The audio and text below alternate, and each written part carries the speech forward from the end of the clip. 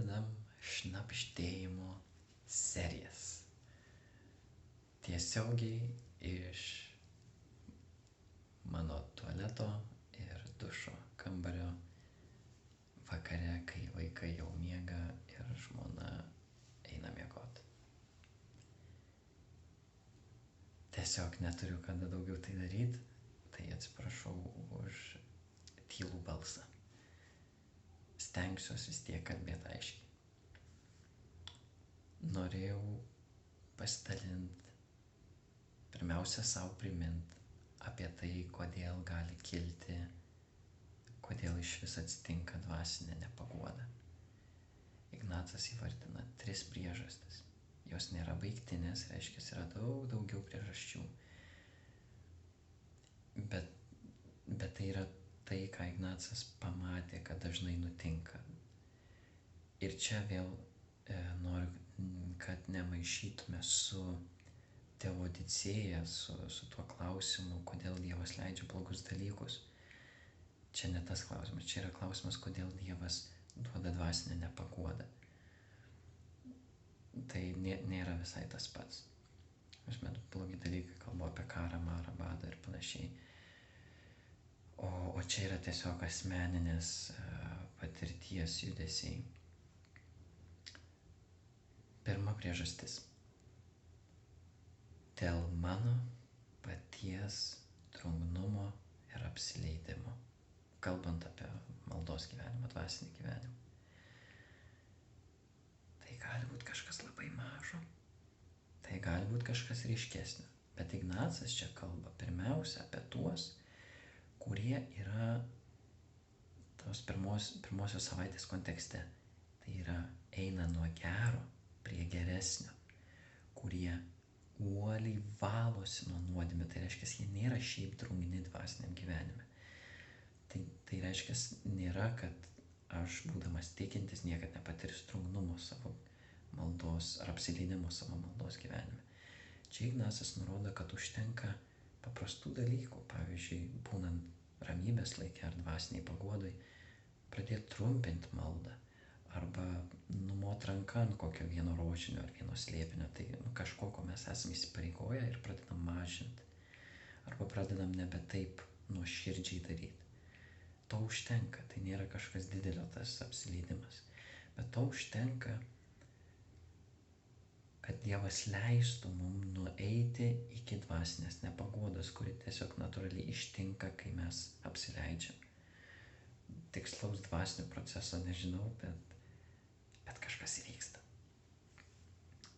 Ir tada ateina ta neviltis, liūdesys dėl Dievo ir panašiai. Bet tai nėra vienintelė priežastis. Yra dar viena. Dėl to, kad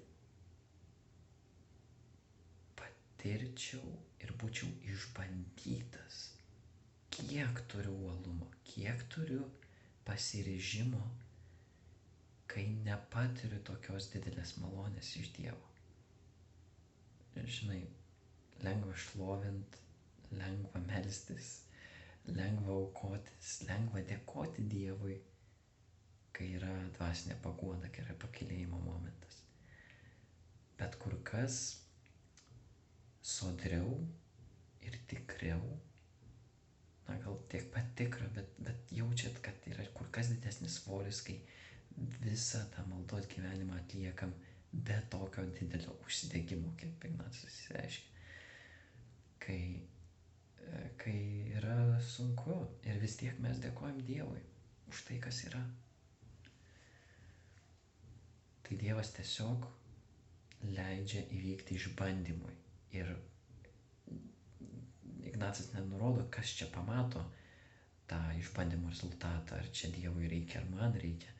Aš manau, kad čia labiau man pamatyti realybę apie save. Ir kažkaip, kad šitam realiam gyvenime, kuris nėra dvasinis, kuris nėra suprastas iki gal, bet šitam tokiam keistam žemiškam gyvenime išsigrynintų, kas aš esu per tą dvasinę nepaguodą. Ir trečia priežastis. Tai yra kaip vertime į lietuvių kalbą Lionginas išsireiškia, kad nesipuoštume svetimomis plunksnomis. Tai čia jis turi omeny, ką atsimenu ir Vestas per vieną savo rekolekcijas minėjo,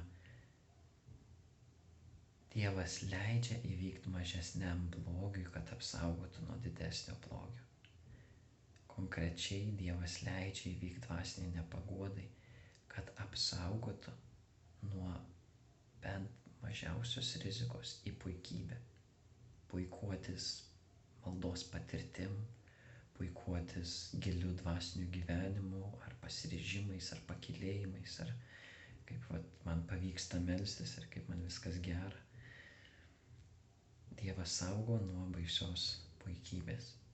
Tikrai ji yra baisi, tikrai ačiū Dievui už kiekvieną nepaguodą, kurioj patiriu ir pažįstu, kad malonė ateina iš Dievo. Kad bet kokia maldos patirtis nėra mano nuopelnas, o tai yra Dievo dovana, kurią jis trumpam kartais sulaiko iš meilės man, kad prisiminčiau, kad tai yra dovana ir nesisavinčiau jos. Sąrašas, primenu, nėra baigtinis, yra individualios priežastys, kodėl vyksta nepaguodos. Ignacas jų visų nelukštena, bet įvardina tai, kas yra dažna ir tai, kas atliepia širdim. Tai va, ačiū Dievui, galiu pasidalinti. Sudie.